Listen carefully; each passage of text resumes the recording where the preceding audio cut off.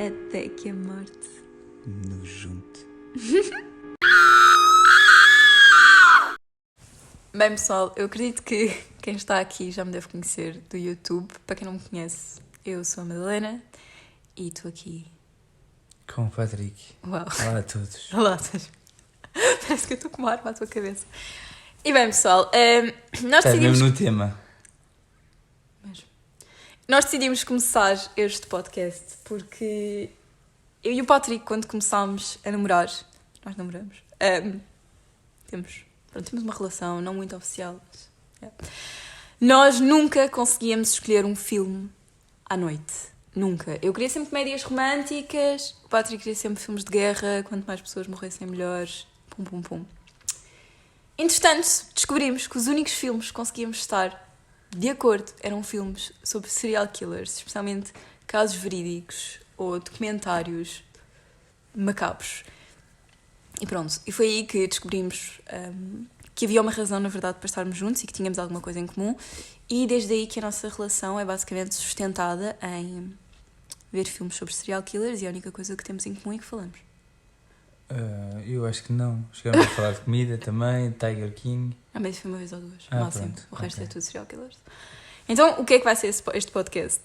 Eu ainda não sei bem, mas um dos meus hobbies preferidos é ver filmes com o Patrick e a seguir meter-me no computador e passar horas a pesquisar tudo o que posso saber sobre o serial killer que nós acabámos de ver e depois chegou para o Patrick. Patrick, ele tinha tipo não sei quantos anos, ele fazia isto, ele andou, o número da professora primário dele era não sei o quê. Então decidi que, visto que ele nunca me ouve, ele diz que sim, mas nunca ouve metade do que eu disse.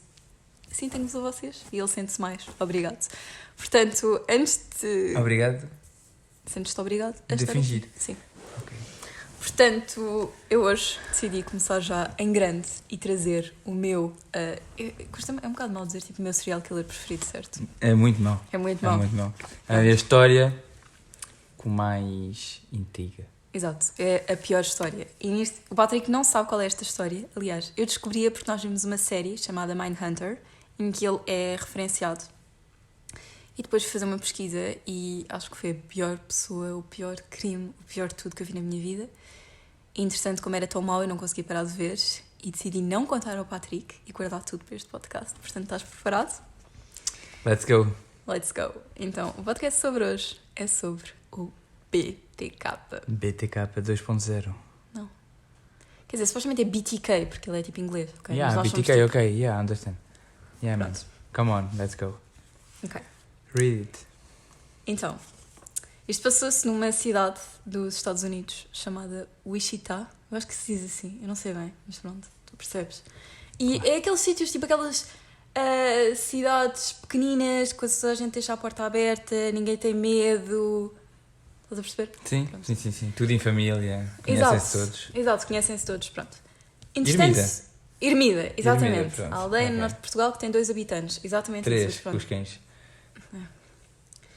Então, em janeiro de 1964, É lá. um miúdo chamado tipo, não era isto que eu É um miúdo, dizes tu. Não, chamado Charlie Ontaire, que era Onde é que tu o mais estavas nesse ano? no esquerdo do meu pai. Ah, ok, pronto. Portanto, que horror. Se meu pai ver isto. Um miúdo chamado Charlie Ontaire, que era o mais velho de 5 irmãos, estava a vir da escola, normalmente, como sempre, a pé. E nisto ele chega à casa e, como podes calcular, quando são 5 crianças em casa, tu nunca ouves. Esqueces sempre de uma. Não, Patrick, Não? o quê? Não, mas imagina uma casa com 5 crianças, Sim. há sempre barulho. Ele não Pois. ouviu barulho nenhum, só viu uma porta aberta. Ele achou um bocado estranho, entrou em casa, mas não viu nada de suspeito, até ouvir tipo um grito a vir de um dos quartos. Estavam lá os 2 irmãos dele, portanto os 2 irmãos do meio, e eles estavam agarrados um ao outro a chorar e disseram... Então era ele com 4 irmãos. Sim. Ok. E 2 deles estavam a chorar Sim. e disseram tipo, vem porque eu acho que os pais nos estão a pregar uma partida. Entretanto, ele foi ao quarto dos pais e viu primeiro o pai, que se chamava Joseph e tinha 38 anos, morto, com os pés e com as mãos atados, com sacos e t-shirts na cabeça, porque, imagina, o BTK, pronto, tentou matá-lo pela primeira vez com um saco na cabeça. Não consigo. Aquele tinha um buraco, então ele conseguia respirar. Então ele, para saber que ele não ia mesmo respirar, pôs uma t-shirt e outro saco por cima e depois amarrou com uma corda. Pronto. Isto é tudo uma técnica. Uma técnica. Ciências. Onde é que eles aprendem isto? Não sei. Ciências. Pronto, se calhar. E depois a mãe também, que era a Julie, com 34 anos. Só uma coisa, eles tinham mais... Ela tinha mais 5 anos do que tu e tinha mais 5 crianças do que tu. Sim. Porque ele queria fazer e ela também. Estás-me a... Não, estou só a ouvir uma história. Ok. E ela estava de cabeça para baixo na cama. Todinha. Patrick, estava morta, estrangulada. Ah, ela também. Sim, estavam os dois pais. Mesmo no mesmo quarto? No mesmo quarto. Só que ele estava deitado no chão e ela estava em cima da cama de cabeça para baixo. Mas estavam os dois idênticos, só que ela tinha sido só estrangulada e ele tinha sido mesmo enforcado. Eu já te posso contar, porque pronto. Mas imagina, ele tentou matá-la e apertou-lhe o pescoço para ela morrer. Mas o que acontece é que ele descobriu, e ele disse mesmo isto, que afinal era mais difícil estrangular pessoas do que ele achava e portanto ela não morreu, desmaiou só. Quando estrangulas uma pessoa, não é tipo filmes. Então, portanto, ela desmaiou, perdeu consciência. ele matou o marido e quando olhou viu que ela ainda estava viva, então... Voltou. Não. E depois matou o filho à frente dela. Qual deles, mais velho? Não, o do meio.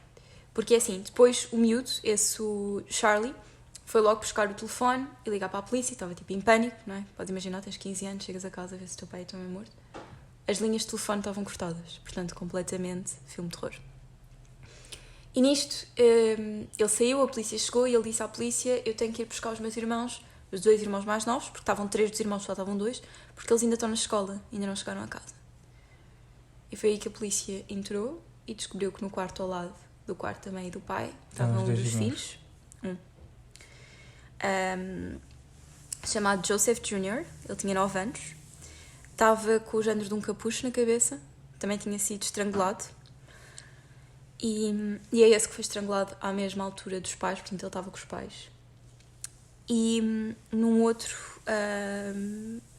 quarto não, numa cave, eles desceram à cave, e nisto é horrível porque eu ouvi o polícia a falar sobre isto, e imagina, ele entra na cave, não havia luz nenhuma, e ele só sente uma coisa a bater-lhe nas costas.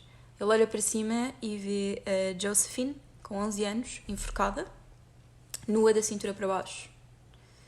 E depois eles viram que estava semen pela casa, justamente ao pé da Josephine, mas ninguém tinha sido violado. Que é? Semen. Ok. Pronto.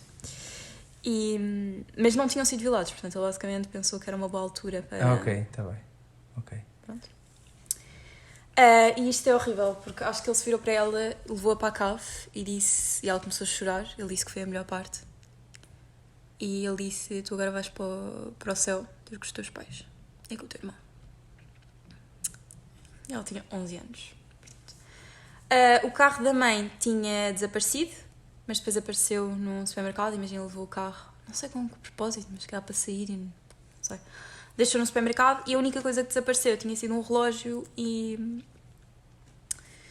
um rádio. Mas não eram coisas de valor, eram aquelas coisas que serial killers adoram, tipo, levar um recuerdo. Tipo aquilo que nós fizemos em Punta Cana, mas com... Sim. Pronto. Agora, isto são os 70s, ou seja, os serial killers. Ninguém conhecia serial killers. Foi quando eles começaram todos a nascer. Os 70s, eu ontem estava a falar isso com a minha irmã, Patrick. Ted Bundy, The Zodiac, Son of Sam, BTK. O que é que se passava com essa gente? Era a música, eram as calças... Era uma moda dos psicopatas. Ou então havia uma escola. Psicopatas. Sim.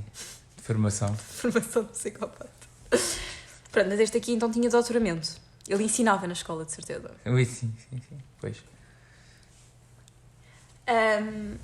Pronto. Ele limpou a cena toda do crime, portanto aquilo estava tudo impecável. E nisto a polícia não tinha qualquer pista, porque ainda por mais 70s a polícia era um bocado cocó, não havia muita... Tal DNA e isso tudo não era bem estudado, porque senão através do semen, acho que... Digo eu. Mas houve 3 homens que se entregaram, disseram que eram responsáveis pela morte dessa família e foram presos. 3. 3 homens. E a polícia prendeu os 3. Então eles disseram que eram os 3 responsáveis. Imagina, eram 3 pessoas. Era assim, fomos Ah, nós. os 3 ao mesmo tempo? Sim, os 3 ao mesmo tempo. Ok. Pronto, foram Esses ainda presos. são mais malucos que o BTK, não? Completamente. E, no entretanto, houve uma rapariga chamada Caitlin Bright, que tinha 25 anos, e foi um bocadinho diferente porque ele escondeu-se na casa dela e ele achava que ela ia estar sozinha, mas ela estava com o irmão, chamado Kevin. Adultos? Adultos. E nisto ele prendeu-os aos 2, só que enquanto ele a estava a matar, ele conseguiu-se libertar, o irmão dela, o Kevin. Nisto ele deu-lhe 2 tiros na cara. E voltou para ela, para despir e não sei o quê, porque ele fazia sempre... Ele gostava, tipo, estás a ver bondage, tipo 50 Shades of Grey, cordas e tal. Sim. Ele adorava fazer isso com as vítimas. E quando ele voltou, o Kevin não estava lá. Portanto, ele levou 2 tiros na cara, foi sufocado e não estava lá. Ele conseguiu sobreviver. Foi à polícia, chamou a polícia. Mas quando eles chegaram, a irmã dele já estava morta. E ele não conseguiu identificar porque ele normalmente usava uma máscara de porcelana, que era tipo uma boneca. Horrível. Com os lábios vermelhos e pronto, ele não conseguiu identificar. Disse só que era um homem branco e alto. Visto que nos anos 70 era tudo racista, aposto que tipo 90% daquela cidade eram homens brancos e altos. Pronto. Mas ninguém associou os 2 crimes, ninguém achou que... Porque não havia aquela coisa de serial killers. Portanto, as pessoas acharam que tinham sido crimes completamente diferentes. 3 anos depois, em março de 1977, um homem bateu à porta da Sherilyn Vane, que tinha 24 anos, mas foram os filhos dela que foram abrir a porta. Portanto, eram 3 crianças. O mais velho acho que tinha 5 anos. Ele disse que era um inspetor, portanto, imagina, chegas ao pé de uma criança de 5 anos, eu sou um inspetor da polícia. Ele abriu a porta. Nisto, ele tirou a arma, apontou tipo às crianças, desligou a televisão. A mãe desceu, porque acho que a mãe estava no quarto, ela estava doente. E ele disse, vamos trancar as crianças na casa de banho. E ela trancou porque estava com medo de... Para protegê-las? Para protegê-las, exatamente. Nisto, ele vira-se para ela e disse, eu tenho um problema sexual. Tenho fetiches sexuais. A única coisa que eu quero fazer é amarrar-te e violar-te. E ela tipo, ok. Não foi tipo ok, mas ela só não queria morrer e queria proteger as crianças. Morrer, pois. Exato. Entretanto, ela estava doente, portanto, mal ela começou a amarrar, ela vomitou. Quando ela vomita, ele consolou um bocado, porque acho que ela estava mal disposta, foi buscar um copo de água, fumaram um cigarro, porque acho que ela depois começou a ficar super nervosa, e depois ele enforcou-a. Enforcou não. Ele amarrou-a com uma corda e depois sufocou-a. Entretanto, encontraram também vestígios de sêmen ao pé dela, mas ele não a violou, ele não lhe tocou, quer dizer, ele tocou-a para amarrar, mas não sexualmente. E a única razão dele não ter morto as crianças foi porque houve um telefone que começou a tocar e ele ficou com medo. Então saiu a correr, limpou tudo, mas saiu rápido e as crianças conseguiram escapar e chamar a polícia. E houve uma delas que foi espreitar pela porta, porque acho que era o género de uma suíte, ou seja, a casa de banho estava dentro do quarto, e ela viu tudo o que se passou com a mãe. Uma criança com 5 anos. Alguns meses depois, em dezembro de 1977,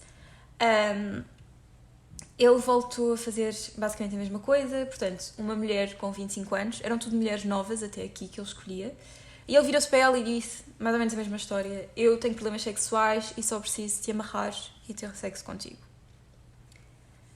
Ela aceitou, entre aspas, porque assim, quando te apontam uma arma também não tens muita escolha, não é? E pronto, entretanto, ele amarrou-a e sufocou-a com cinto desta vez.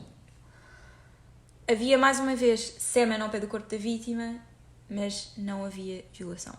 A única coisa diferente desta história foi que a polícia recebeu uma chamada e ele disse: olá, se forem à morada X de Nancy Fox, vão encontrar um homicídio. Beijo. Que ele não disse beijo, acho eu. Ele ligou para a polícia. Mas ela é uma pessoa com... É generosa. Liga para a polícia para avisar. Exato. Sim, para não deixar o cheiro. Ok, muito bom. Exato. Portanto, ele ligou para a polícia. Completamente crazy. A polícia chegou lá. A polícia chegou a divulgar a chamada para ver se alguém reconhecia a voz dele. Ninguém reconheceu a voz dele. Divulgaram aqui na televisão? Sim, ou na rádio. E, entretanto,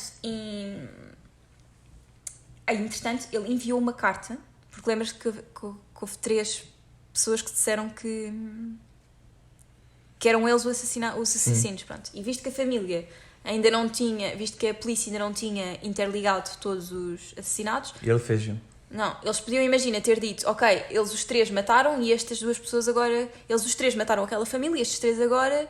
Estes 3 homicídios posteriores não têm nada a ver. Ele escreveu uma carta e na carta... Estava tudo ligado. Não, na carta disse, essas pessoas que estão aí, ele disse 3 dudes, nem sequer escreveu no plural, ele escrevia muito mal, disse 3 dudes, só querem a fama, eu sou responsável, e depois basicamente ele deu detalhes do crime, sobre nomeadamente a miúda que estava nua e etc, que mais ninguém sabia, portanto eles perceberam que era ele.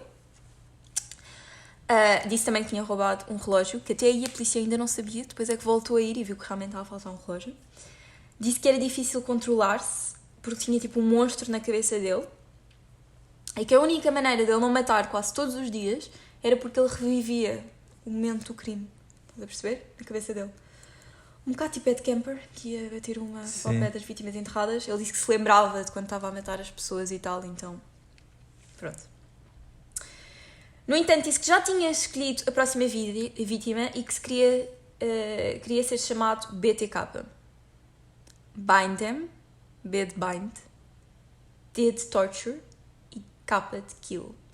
Portanto, bind them, tipo amarra, torturas e matas. Oh yeah, baby. Oh yeah. Nisto, após a morte da Nancy Fox, que foi a que ele ligou para a polícia, ele volta a mandar uma carta para a televisão. Porquê? Porque ele tinha enviado um poema para a polícia, muito bonito, do género Nancy, estás morta e agora... Mas uma coisa horrível, tu não tens noção. Primeiro o poema era terrível e depois era tipo o teu corpo morto e eu aqui, o prazer sexual, enfim. E a polícia obviamente não divulgou e ele decidiu ir diretamente tipo, à CMTV. Olha, desculpe. Tu não sabes o que é CMTV? Sim. Sabes? Sim. É a nossa televisão que faz mais fofocas. Portanto, ele foi basicamente à CMTV lá do sítio e disse...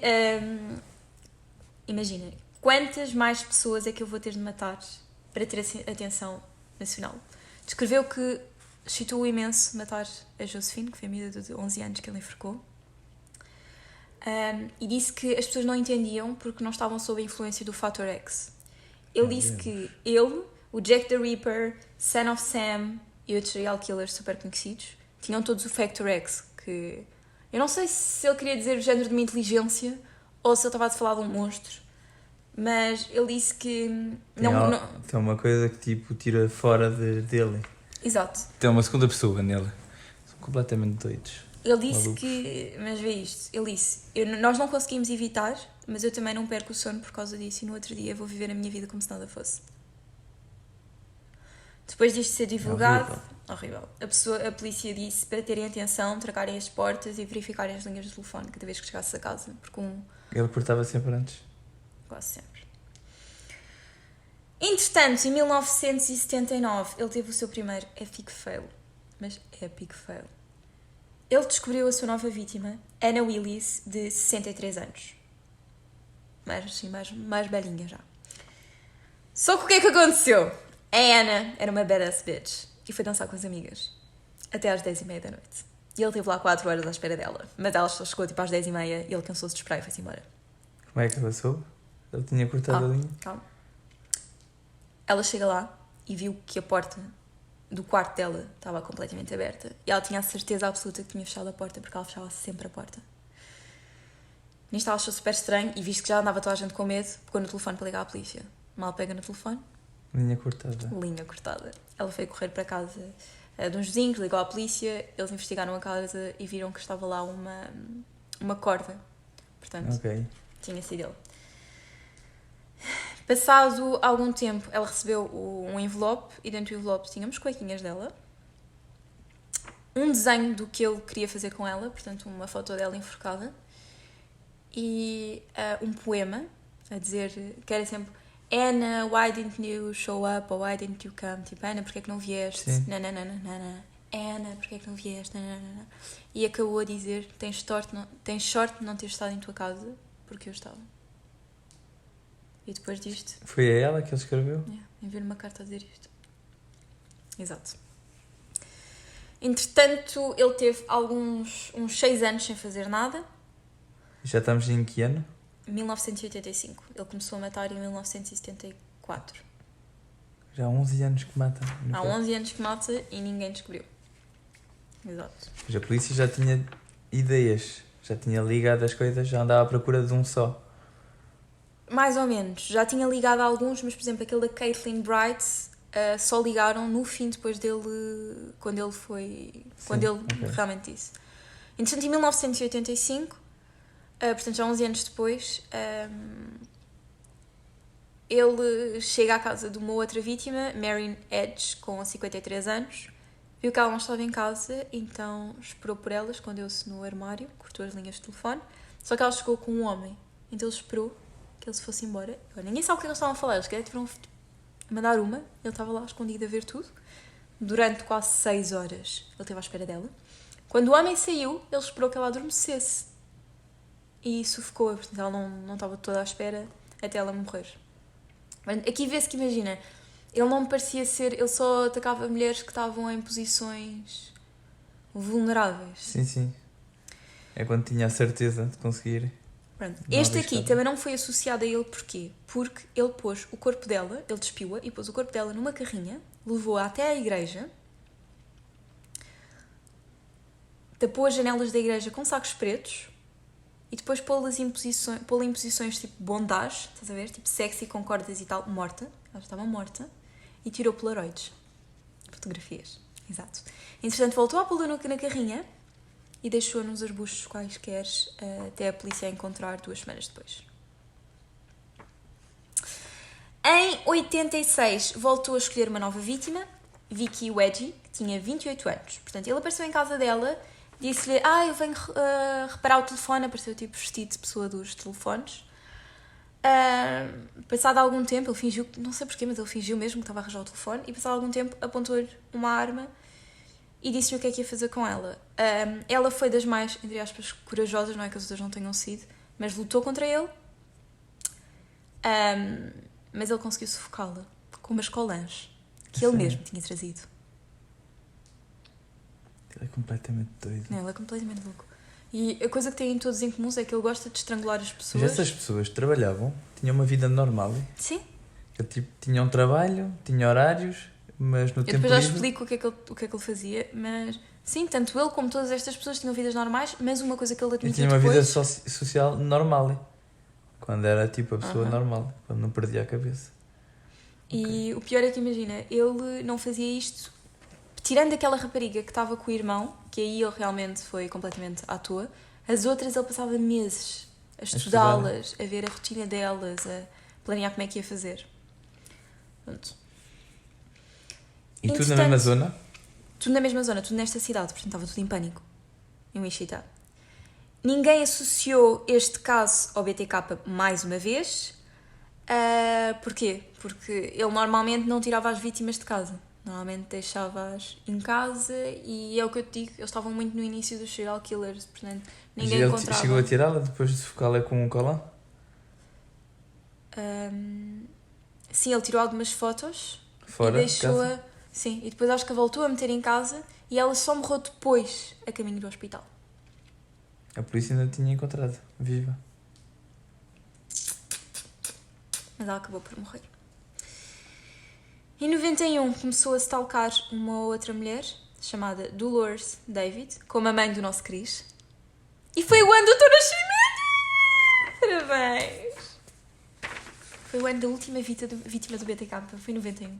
Eu quando Ele nasci, nasceu. parei com isso tudo. Quando eu nasci, a minha mãe... Desculpa. Não, quando tu nasceste, a família pensou, este é pior que eu. Foi em que portanto. dia? Patrick, eu não sei. Não te Eu chiques. preciso de pormenores no meu ano. Ok. Então eu depois vou pesquisar. Pronto. Mas em 91... Isto é um bocado creepy, porque ele adorava fazer isto, tipo, esconder-se na casa das mulheres e depois... Cucu! Portanto, ele esperou que ela apagasse a luz, ela estava a ler, foi à noite, ele esperou que ela apagasse a luz... Está a ser secante. Não. Ele esperou que ela apagasse a luz e e depois acendeu a luz da casa de banho. Assim do nada para ela se levantar. Sim. E entretanto... E ele estava lá dentro. A tomar banho. Não. A usar o shampoo. Simplesmente saiu de lá e apontou-lhe uma arma, disse que era um criminoso procurado, que precisava de comida, de dinheiro. E depois ele fez uma coisa super creepy. Ele amarrou-a toda. E enquanto ela estava viva, ele desenhou-a, toda amarrada, com cordas e tal. E depois matou-a mais uma vez com os colãs. Limpou tudo. E depois pegou no corpo dela e deixou debaixo de uma ponte. Já me lembro. Isso aparece na série. Quando elas aparecem com o colã na cabeça e encontram o desenho. Pronto. No dia a seguir, ele voltou ao local onde tinha deixado o corpo debaixo de uma ponte. Escavou uma sepultura, portanto um buraco para enterrar. Mas antes de enterrar, pôs a máscara que ele costumava usar de porcelana. Sim. Vestiu-se tipo de mulher, enrolou-se com cordas. Eu já te mostro as fotografias na internet, são muito pesadas. Pôs um saco... Ele próprio? Ele próprio. E tirou fotos, tipo autotemporizador, tirou fotos dentro da cova. Para guardar para depois. Com ela? Porque isso... Não, sozinho. Porque isso excitava, percebes? Imaginar o que ele tinha feito às outras vítimas. Então ele tirou foto dele próprio. E... Weird as shit. Ninguém faz isto. Entretanto, o BTK simplesmente desapareceu e nunca ninguém soube quem é que ele era. Passaram-se 13 anos até, em 2004, terem começado a escrever um livro sobre ele.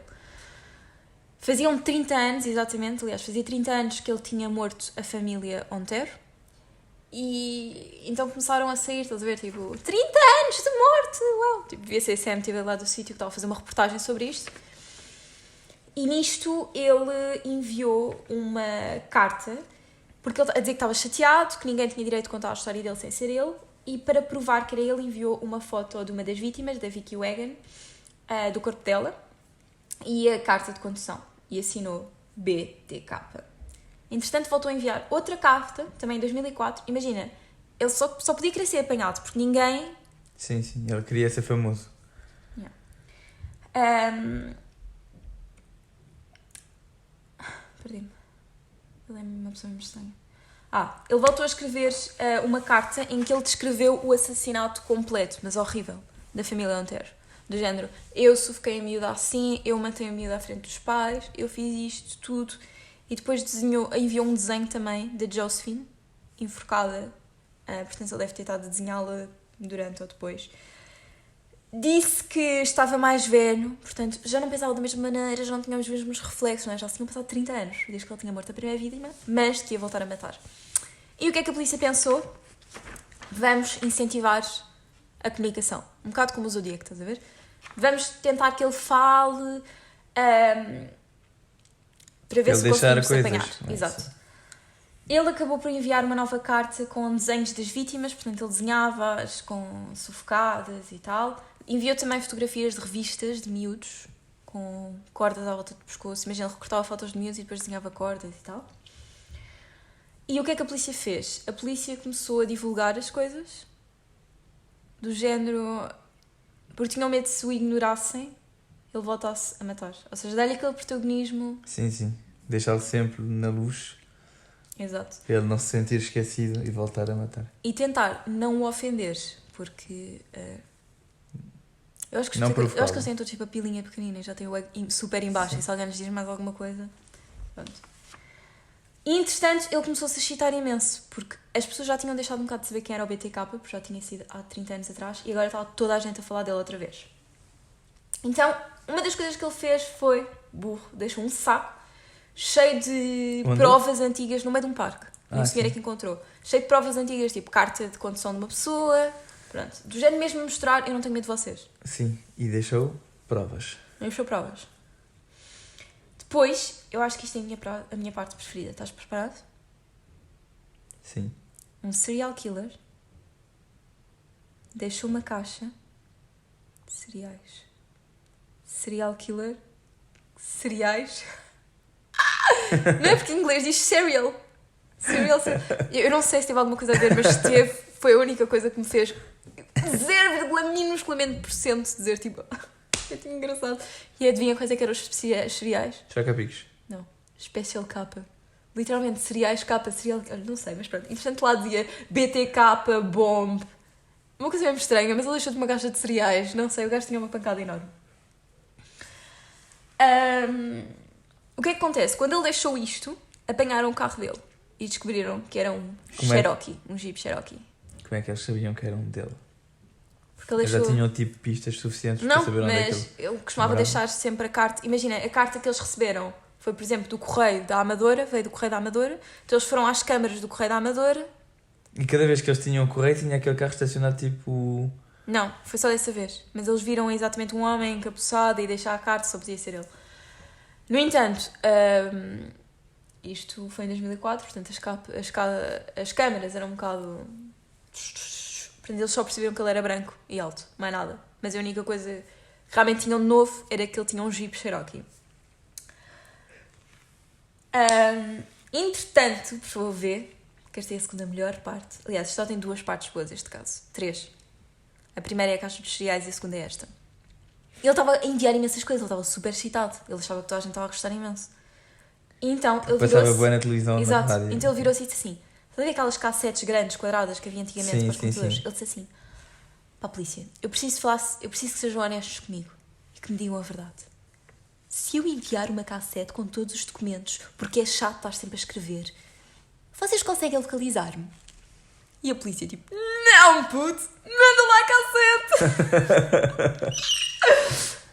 Percebe? Ele enviou uma nova de caixa de cereais com Barbies, com cordas à volta. Não muito interessante. Mas em 2015 envia a cassete. 2015? Não, nada de 2015. Estou completamente drogado de 2005. Sim, alguns meses depois, desculpa. Eu estou a dar uma festinha, Patrick. Ok, tens ali na cara, desculpa. Eu paro de olhar sempre a mim. Eu vou deixar aqui registado que tu és o próximo BTK. Claro. Em 2005 voltou a enviar e... com o reino. E nisto, eu acho que isto é top, porque eu adorei esta parte. Eu já vi isto aí 5 vezes, em 5 comentários diferentes, e adoro cada vez, e sorrio cada vez, porque toca-me na alma. Eles abrem o documento, e tu estás a ver aquilo que tu fazes quando editas um documento e aparece última vez editado por Patrick Pereira às 5 horas. Estás a ver? Sim. Nos documentos do Word. Tinha o nome dele. Última vez indicado na igreja, nananã, editado na igreja, nananã, por Dennis Rader. Yes, baby! Portanto, ele é burro! Ele é burro! Como é que ele conseguiu estar 30 anos sem ninguém saber, desconfiar de quem é que ele era? Ele entregou-se todo por apanhado. Não. Entretanto, eles queriam ter a certeza, porque tinham medo que se o fossem acusar... Foram verificar se tinha bem um Cherokee. Não, eles chegaram lá e viram lá que ele tinha um Cherokee. Esse homem tinha um Cherokee. Exato. Viram quem é que ele era, e ele basicamente era o presidente do conselho da igreja. Yes. Presidente do conselho da igreja, chamava-se Dennis Rader, tinha 60 anos, era casado. Por isso é que não fazia nada com às 2 vítimas. filhos. Por isso é que não tocava nas vítimas. Patrick, ele matava-as. Sim, matava-as, está bem. Para elas. Mas não as violava. Achas que isso era porque ele era bom católico? Não, mas é porque tinha um problema na cabeça e que tinha uma blocagem com isso. De certeza. Eu acho que simplesmente ele não conseguia violá-las sequer. Eu acho que não tinha força para isso, nem devia ser... Eu acho que não era a vontade que lhe faltava, mas ele não, tinha aquilo na cabeça, tipo, não devia fazer aquilo. Sabes que há imensos, imagina, violadores que são impotentes, não conseguem... E por isso sentem-se frustrados, e ele podia ser isso, bem, não sei. Mas entretanto, o que é que eles fizeram? Eles foram à escola onde a filha deles estudava e viram pelos registros médicos que tinham alguma coisa de DNA, e eles tinham. Eles viram a comparação com o semen que tinham dele e com o DNA da filha. Filha dele? Yeah. E deu match. Portanto, eles prenderam no logo. A família ficou chocada. Ele tinha mulher, era casado desde 71, portanto ele casou-se em 71, começou a matar toda a gente em 74. Os anos que ele teve parado coincidiam com os anos em que nasceu um filho. Portanto, nasceu um filho, ele acalmava um bocadinho, voltava a matar. Nasceu outro, portanto ele tinha 2 filhos. Eu conseguia fazer aquilo tudo sem a mulher se aperceber de nada. Passar noites fora e Há tudo. pessoas que acham estranho, mas agora vê o pior. Lembras-te do que eu te contei, da mulher que foi assassinada, posta debaixo da ponte e isso tudo? Sim. Ele era também chefe dos escoteiros, portanto ele foi acampar com não sei quantos miúdos, depois de ter assassinado todos quantos. Foi acampar com eles, saiu à meia da noite da tenda, matou a mulher e pô-la debaixo da ponte. Tirou aquelas fotos dela, fez aquilo tudo e voltou para o acampamento como se nada fosse. 2 vezes. 2 das vítimas que ele matou, que teve quase a noite toda fora, foi durante o acampamento dos escoteiros, em que ele voltava lá e voltava tipo a dormir ao lado do puto. Imagina que era... Não vou pôr os meus filhos nos É escoteiros. horrível. Eu andei nos escoteiros, sabes? Sei.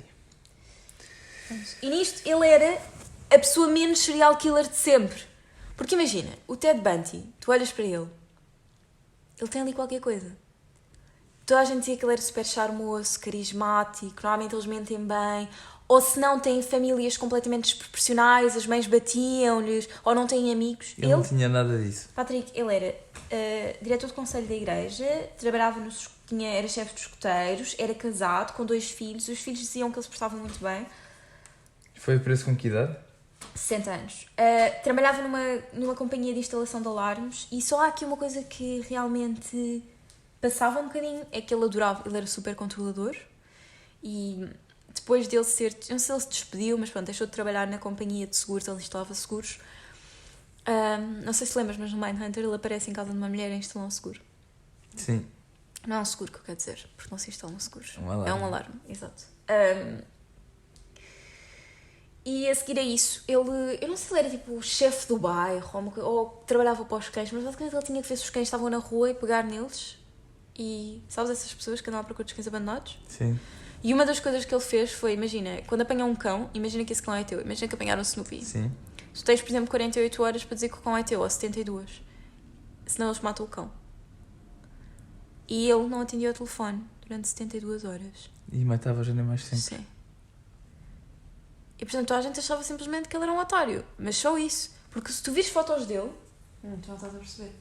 Ele parece tipo o teu tio. Eu sei que não dizes um tio, eu não conheço o teu tio, mas estou a dizer...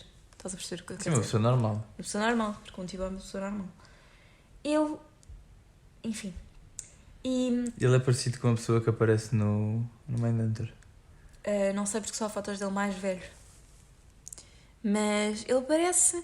Imagina, se tu fores ver à internet aparecem fotos dele um bocado mal, mas ele é mesmo, sei lá, uma pessoa... Não é seria, não tem ar de nada. Não é? É horrível. É horrível. É horrível imaginar esta pessoa fazer isto. A matar 10 pessoas. Ele matou 10 pessoas. Ele admitiu tudo. Entretanto, ele admitiu tudo à polícia. E no meio do... no meio do interrogatório, ele virou-se, ele contou tudo e depois disse, eu só quero saber uma coisa. Porquê é que vocês mentiram? Em relação à cassete, Patrick. Gente, eu posso matar 10 pessoas, mas porquê é que vocês mentiram? Mas pronto, entretanto, isto é horrível. Nós depois podemos ver já à noite, se não tivermos nada para fazer, assim, um copinho de vinho. Meu Deus. Um copinho de vinho, assim, uma coisinha romântica e ouvir. Porque eu estive a ouvir há bocado enquanto estava a fazer o almoço. Está no YouTube o inteiro julgamento dele.